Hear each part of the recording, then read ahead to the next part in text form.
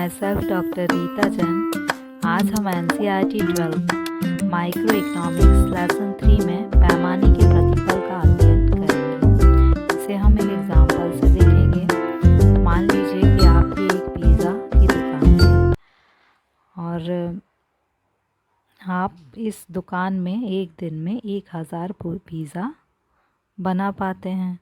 अब पिज़्ज़ा की मांग बहुत अधिक बढ़ जाए तो आप क्या करेंगे? आप एक और दुकान खोल लेंगे।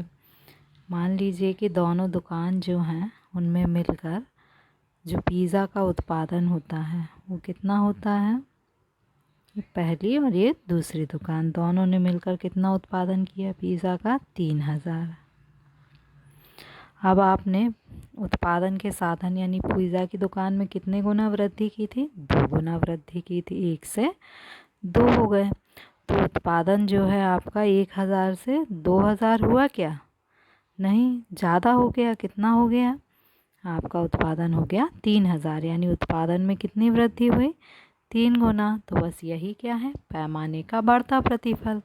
यानी पैमाने का बढ़ता प्रतिफल यह बताता है कि उत्पादन के जो साधन होते हैं उसमें हम जिस अनुपात में वृद्धि करते हैं, जैसे हमने 2 अनुपात में वृद्धि की, उत्पादन में उससे अधिक अनुपात में वृद्धि होती है। तो उत्पादन में कितनी वृद्धि हुई? 3, है ना। तो बढ़ते प्रतिफल का नियम क्या बताता है कि उत्पादन के साधनों में जिस अनुपात में वृद्धि की जाती है उत्पादन में उससे अधिक अनुपात में वृद्धि होती है। चूँकि उत्पादन में अधिक अनुपात में वृद्धि होती है इसलिए इसे क्या कहते हैं? बढ़ते प्रतिफल का नियम कहते हैं। अब आप इसे कॉपी में कैसे लिखेंगे? पैमाने के बढ़ते प्रतिफल का नियम। इस नियम के अंतर्गत जब उत्पत्ति के सभी साधनों को एक निश्चित अनुपात में बढ़ाया जाता है, आपने साधनों को जो फैक्टर ऑफ प्रोडक्शन थे उनको क्या किया?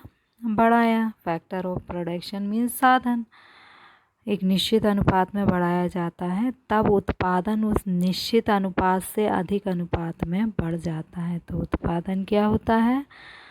निश्चित अनुपात से अधिक अनुपात में बढ़ जाता है। तो अब जो आपका आपने फैक्टर ऑफ प्रोडक्शन यानी उत्पादन के साधनों को बढ़ाया तो जो आपका उत्पादन है वो बढ़ेगा। कितना बढ़ेगा? जितने आपने साधन को बढ़ाए हैं उससे अधिक अनुपात में बढ़ेगा। इसे हम ऐसे भी लिख सकते हैं कि यदि आपने साधनों को 10% बढ़ाया, साधनों को कितना बढ़ाया? 10% बढ़ाया और उत्पादन कितना बढ़ा? 10% से अधिक बढ़ा। तो चूँकि उत्पादन अधिक बढ़ा है इसलिए हम क्या कहेंगे? बढ़ते प्रतिफल का नियम। आप इसको इस तरीके से भी लिख सकते हैं कि उत्पादन में आनुपातिक वृद्धि क्या है? ज़्यादा है। किससे ज़्यादा है? साधनों की मात्रा में आनुपातिक वृद्धि से। उत्पादन में आनुपातिक वृद्धि क्या है? ज़्यादा है। किससे ज़्यादा है? साधनों की मात्रा में आनुपातिक वृद्धि से ज़्यादा है। अब पैमाने के बढ़ते प्रतिफल के नियम को हम एक रेखा चित्र के माध्यम से समझने का प्रयास करेंगे। रेखा चित्र में OX अक्ष पर साधनों की मात्रा में प्रतिशत वृद्धि को दर्शाया गया है। OY अक्ष पर उत्पादन में प्रतिशत वृद्धि को दर्शाया गया है। अब हम उत्पादन के जो साधन हैं उनको पहले उत्पादन के हम कितने साधन का उपयोग कर रहे थे? O से लेकर F तक। और शुरू में हमें उत्पादन कितना मिल रहा था? O से लेकर R तक। अब हमने क्या किया कि उत्पादन के जो साधन हैं उनमें क्या किया? वृद्धि की। कितनी वृद्धि की? इतनी वृद्धि की। यानी F से बढ़ाकर हमने साधन को क्या कर दिया? F1 कर दिया। तो अब हमारा उत्पादन जो है जो R तक था वो बढ़कर कितना हो गया? R1 तक हो गया। उत्पादन O से R1 तक हो गया। यानी उत्पादन के जो साधन हैं उसमें हमने कितनी वृद्धि की? 10% वृद्धि की। जबकि हमारे उत्पादन में कितनी वृद्धि हुई? उत्पादन में कितनी वृद्धि हुई? 15% वृद्धि हुई।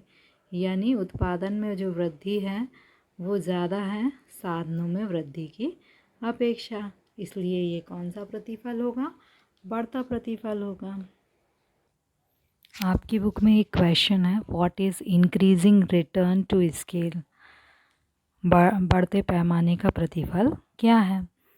इसे हम देखते हैं। Increasing return to scale holds when a proportional increase in all factor. Means आप जो फैक्टर ऑफ प्रोडक्शन है उनमें क्या करते हैं, वृद्धि करते हैं। आनुपातिक, प्रोपोर्शनल इंक्रीज मीन्स आनुपातिक वृद्धि करते हैं। उससे क्या होता है, lead to an increase in the output by more than proportion. तो जो आपका आउटपुट है वो उस अनुपात से क्या होगा, अधिक बढ़ेगा। यानी आपने उत्पादन के साधनों को जिस अनुपात में बढ़ाया है, आपका आउटपुट क्या होगा, उस प्रोपोर्शन से अधिक, उस अनुपात से अधिक अनुपात में बढ़ेगा। For example, if both labour and capital increase by n time. मान लीजिए कि आप लेबर और कैपिटल को क्या कितने बार बढ़ाते हैं, एन टाइम बढ़ाते हैं, तो उसका रिज़ल्ट क्या होगा, इंक्रीज़ इन द आउटपुट। तो जो आपका आउटपुट होगा वो कितना इंक्रीज़ होगा, more than n time, n time से ज़्यादा इंक्रीज़ होगा।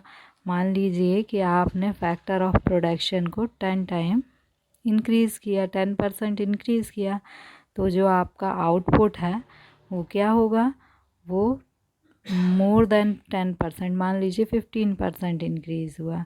यानी आपके फैक्टर ऑफ प्रोडक्शन में जो इंक्रीमेंट था वो कम था और आपके आउटपुट में जो इंक्रीमेंट है वो क्या है, अधिक है।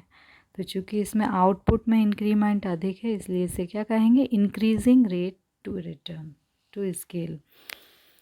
नाउ इसे हम इस तरीके से भी लिख सकते हैं, परसेंटेज इंक्रीज़ इन आउटपुट, कि आउटपुट में जिस परसेंट में इंक्रीज़ हुआ है। जैसे आउटपुट में मानते हैं हम, एक मिनट, जैसे आउटपुट में हम मानते हैं कि पहले हम इंक्रीमेंट फैक्टर में करते हैं, उत्पादन के साधन में हमने 10% वृद्धि की, तो आपके जो आउटपुट में कितनी इंक्रीमेंट हुआ, 15%। यानी आउटपुट में इंक्रीमेंट क्या है, अधिक हुआ है, और इनपुट या फैक्टर ऑफ प्रोडक्शन में इंक्रीमेंट कम हुआ है। चूँकि आउटपुट में इंक्रीमेंट अधिक हुआ है, आउटपुट अधिक इंक्रीज़ हुआ है, इसलिए हम इसे क्या कहेंगे, इंक्रीजिंग रिटर्न टू स्केल। चलिए अब हम ये देखते हैं कि आप अपनी कॉपी में क्या लिखेंगे। फर्स्ट स्लाइड में से ये लिखेंगे, और ये पिंक कलर के बॉक्स में अलग से लिखा हुआ है, इसे आप भी अलग से एक बॉक्स में लिखेंगे जिससे ये हाईलाइटेड हो, एग्ज़ामिनर को आपकी कॉपी में अलग से दिखे। ये चित्र आपको बनाना है और इसको एक्सप्लेन भी करना है। इंग्लिश मीडियम वालों को ये थ्योरी लिखना है और साथ में ये चित्र बनाना है। चित्र में उत्पादन के साधनों में प्रतिशत वृद्धि के स्थान पर आप क्या लिखेंगे, percentage increase in all factor of production. And उत्पादन के साधनों में प्रतिशत वृद्धि को क्या लिखेंगे, percentage increase in output. Okay, thank you.